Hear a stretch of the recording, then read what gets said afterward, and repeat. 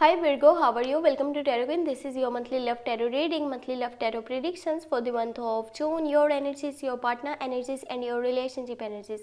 Let's see what's going on in next. ये आपकी monthly love tarot reading है, monthly love tarot predictions है जून के मंथ के लिए। आपकी एनर्जीज क्या होंगी, आपके पार्टनर की एनर्जीज क्या होंगी और आपके रिलेशनशिप की एनर्जीज क्या होंगी, देख लेते हैं इस रीडिंग में। अगर कि आपको रीडिंग पसंद आए, आपने लास्ट में वीडियो को लाइक कर देना है, चैनल पे न्यू है सब्सक्राइब कर लीजिएगा, नोटिफिकेशन बेल को ऑन करके ऑल पे क्लिक कर दीजिएगा ताकि जब भी जो भी वीडियो चैनल पे अपलोड हो आपको नोटिफिकेशन मिल जाए। अगर कि आप पर्सनल रीडिंग करवाना चाहते हैं मुझे व्हाट्सएप पे कांटेक्ट कर सकते हैं। व्हाट्सएप का नंबर आपको वीडियो के डिस्क्रिप्शन बॉक्स में और चैनल के अबाउट सेक्शन में मिल जाएगा। आप मुझे व्हाट्सएप पे कांटेक्ट करके पर्सनल रीडिंग करवा सकते हैं। चलिए जी, देख लेते हैं जून का मंथ आपके रिलेशनशिप के लिए कैसा रहेगा। अगर कि आप दोनों में कोई नाराज़गी चल रही है, नो कॉन्टैक्ट है, नो कम्युनिकेशन है, तो क्या रिकन्सिलेशन के चांसेस हैं या फिर नहीं है। अगर वो आपसे किसी बात पर नाराज़ हैं, दूर हैं, तो क्या वो वापस आएंगे, बातचीत करेंगे, क्या उनकी साइड से आपको लॉन्ग टर्म की कमिटमेंट मिलेगी या नहीं मिलेगी, यानी कि शादी के बारे में वो सोच रहे हैं या फिर नहीं। देख लेते हैं शादी के कितने चांसेस हैं। ओके, लेट्स सी जून का मंथ आपकी लव लाइफ के लिए, आपके रिलेशनशिप के लिए कैसा रहेगा।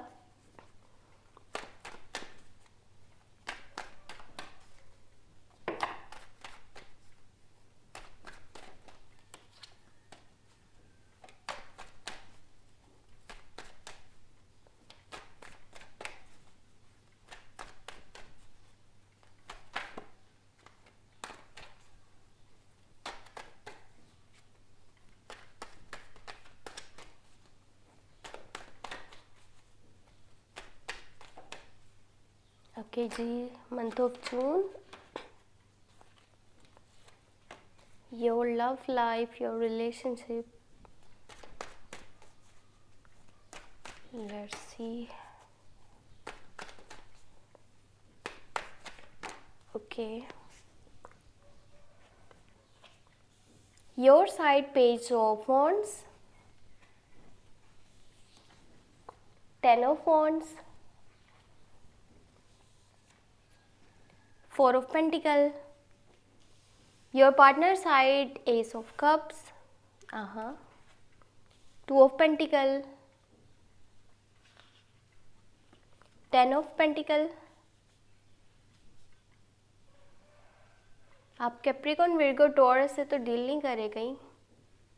5 of cups, रिलेशनशिप एनर्जीज हैं, queen of swords and 7 of pentacle।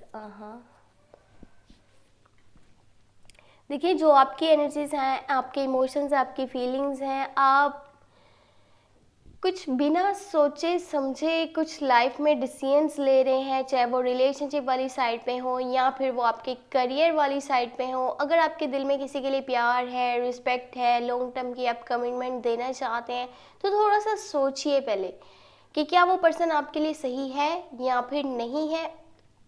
आने वाली लाइफ में कोई इश्यूज तो नहीं होंगे, सब कुछ आपको देखना पड़ेगा, समझना पड़ेगा। एक साइड पे ऐसा लग रहा है जैसे आपके लिए ये रिलेशनशिप किसी बोझ जैसा है, कोई बंधन जैसा है, जैसे आप इस रिलेशनशिप को कैरी नहीं कर पा रहे, चल नहीं पा रहे इस रिलेशनशिप को लेकर के। आप अपने पार्टनर की कुछ चीज़ों की वजह से काफ़ी हर्ट होते हैं, काफ़ी परेशान होते हैं और ये चीज़ें आपको अंदर ही अंदर उलझा देती हैं कि क्या आपको लॉन्ग टर्म की कमिटमेंट करनी चाहिए या नहीं करनी चाहिए, क्या वो शख्स आपके लिए बेहतर है, नहीं बेहतर। जैसे मैंने आपको पहले बताया था, आप जो भी डिसीजन ले आपको बहुत ज़्यादा यहाँ पे सोचना चाहिए। थोड़ा सा जून के मंथ में आप मटेरियलिस्टिक होने वाले हैं। अगर आपके पार्टनर को आपके सपोर्ट की ज़रूरत होती है, यानी कि फाइनेंशियल सपोर्ट की, आप उन्हें सपोर्ट नहीं करने वाले, आप किसी को हेल्प नहीं करने वाले, चाहे वो आपके क्लोज वंस हो, आपके फैमिली मेम्बर्स हो, आपके ये समवन स्पेशल हो, आप किसी को भी सपोर्ट करते हुए नहीं नज़र आ रही। इसका ये भी एक रीज़न हो सकता है कि आपने पास्ट में कुछ इश्यूज़ देखे हैं जो मनी रिलेटेड थे। मनी रिलेटेड आपने कुछ प्रॉब्लम्स फेस करी हैं जिसकी वजह से आपकी नेचर में ये चेंज आया है। देखिए, ये जो चेंज है ना, इसकी वजह से आप डीअटैच हो सकते हैं अपने पार्टनर से। थोड़ा सा आप उनसे जो है इरिटेट हो सकते हैं, फ्रस्ट्रेट हो सकते हैं। यहाँ पे लैक ऑफ कम्युनिकेशन भी हो सकता है। आप बस खुद में ही खोए रहेंगे, बस अपने साथ ही वक्त गुजारेंगे। मैंने आपको कहा ना कि आपको ऐसा लगता है जैसे ये रिलेशनशिप आपके ऊपर एक बंधन जैसा, एक बोझ जैसा है। एक साइड पे आप कमिटमेंट भी करना चाह रहे हैं, दूसरी साइड पे आपको समझ भी नहीं आ रहा। आपको ये लगता है कि आपको अपने लिए ही वक्त नहीं मिलता, आप अपने साथ ही टाइम नहीं गुजार पाते। अगर बात करी जाए आपके पार्टनर की एनर्जीज़ की, तो वो देखिए अगर किसी किसी बात को लेकर के आप परेशान होते हैं या फिर डीअटैच हो जाते हैं, उनसे नो कांटेक्ट करते हैं, नो कम्युनिकेशन करते हैं, तो फिर वो वापस आएंगे आपकी लाइफ में। वो अगेन एंड अगेन आपकी लाइफ में वापस ज़रूर आएंगे, क्योंकि यहाँ पे रिकन्सिलेशन नज़र आ रही है। आपका कोई ओल्ड रिलेशनशिप है तो वो दोबारा जिंदा होता हुआ नज़र आ रहा है। ये स्कॉर्पियो, कैंसर, पाइसेस की एनर्जीज भी हो सकती है, कैप्रिकॉर्न, विर्गो, टॉरस की एनर्जीज भी हो सकती हैं।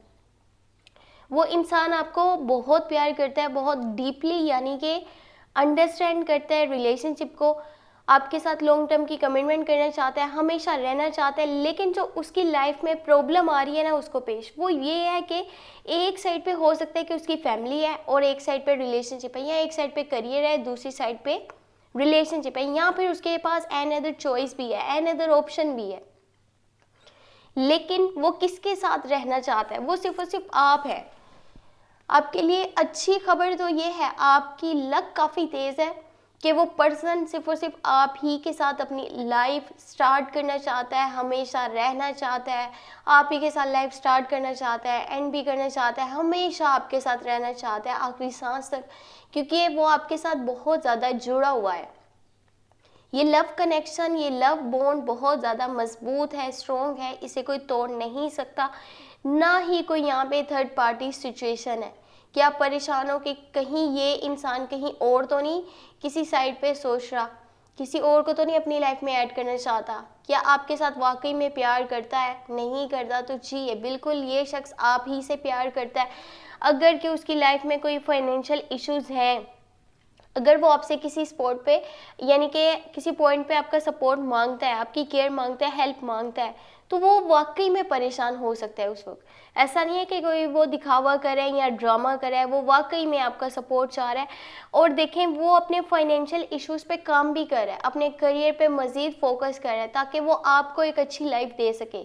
अगर आप उसकी लाइफ में शामिल होते हैं तो आप दोनों हमेशा खुश रहें, कोई भी वहाँ पे परेशानी ना आए, कोई भी वहाँ पे प्रॉब्लम ना आए।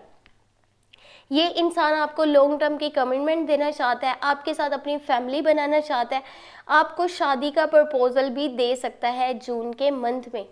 देखें जो चीज़ें आपके रिलेशनशिप में डी अटैचमेंट का बाइस बन रही हैं, या फिर नो कॉन्टैक्ट और नो कम्युनिकेशन का बाइस बन रही है, वो क्या है? सुपियोरिटी कॉम्प्लेक्स है, ईगो क्लैश है, सिर्फ अपने बारे में सोचना, सामने वाले की कदर ना करना, उसकी केयर ना करना। देखिए वो कहते हैं ना कि कदर ना करो तो खुदा छीन लेता है, चाहे वो रिस्क हो या फिर इश्क। अगर कोई पर्सन आपसे इतना प्यार करता है कि वो आपके साथ हमेशा रहना चाहता है, आपके साथ अपनी फैमिली देखना चाह रहा है, तो आप क्यों नहीं उसकी कदर कर रहे, क्यों नहीं उसको रिस्पेक्ट दे रहे, आपको क्यों ये चीज़ें बोझ लग रही हैं, बंडन लग रही हैं? अगर कि ऐसे इंसान आपकी लाइफ में ना रहे तो फिर आपकी क्या फीलिंग्स होंगी, क्या आपके इंटेंशंस होंगे, क्या आप करेंगे आगे चल करके? क्या आप ऐसा इंसान कभी ढूंढ पाएंगे जो आपको इतना प्यार दे रहा हो, इतनी केयर दे रहा हो, इतना रिस्पेक्ट दे रहा हो? यहाँ पे जो चीज़ें परेशानी का बाइस बनती है ना, वो ये है कि कुछ पास्ट लाइफ से कुछ बिटर मेमोरीज हैं जो आपको परेशान करती हैं। अगर कि आप वो पास्ट की चीज़ों को पास्ट में रहने दें तो ज़्यादा बेहतर होगा। अपने प्रेजेंट मोमेंट्स को एंजॉय कीजिए, अपने आने वाले फ्यूचर के बारे में सोचिए। अपने गुजरे हुए कल से अपने आने वाले कल को आपने डिस्ट्रॉय नहीं करना। वो जो पहले हो चुका है उसको वहीं पे छोड़ दें। अब आने वाले कल के बारे में आपको सोचना होगा। वो बिटर मेमोरीज हैं, जो लोग आपके साथ ट्रू नहीं थे उसकी सज़ा उसको मत दीजिए जो आपके साथ लॉयल है, जो आपके साथ सच्चा है, जो आपके साथ रियल है, उसको आप सज़ा नहीं दें।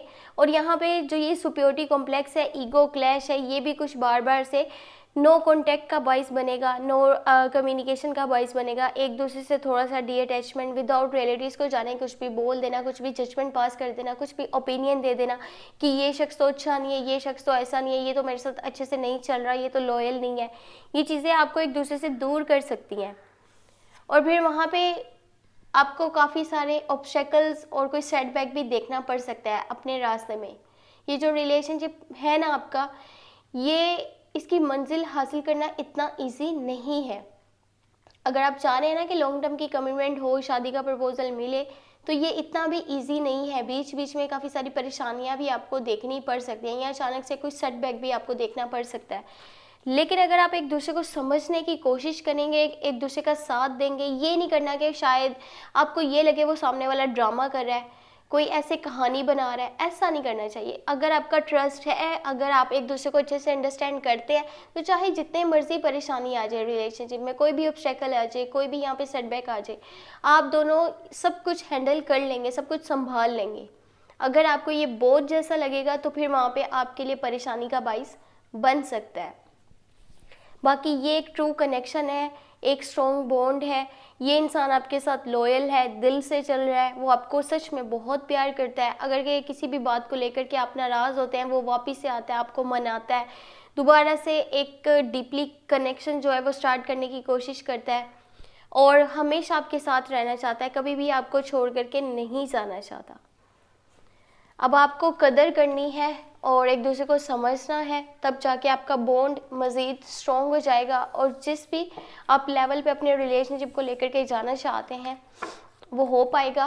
बाकी अपना बहुत सारा ख्याल रखिएगा। अगर कि आपको रीडिंग पसंद आई है, आपने लास्ट में वीडियो को लाइक कर देना है, चैनल पे न्यू है सब्सक्राइब कर लीजिएगा, नोटिफिकेशन बेल को ऑन करके ऑल पे क्लिक कर दीजिएगा ताकि जब भी जो भी वीडियो अपलोड हो चैनल पर आपको नोटिफिकेशन मिल जाए।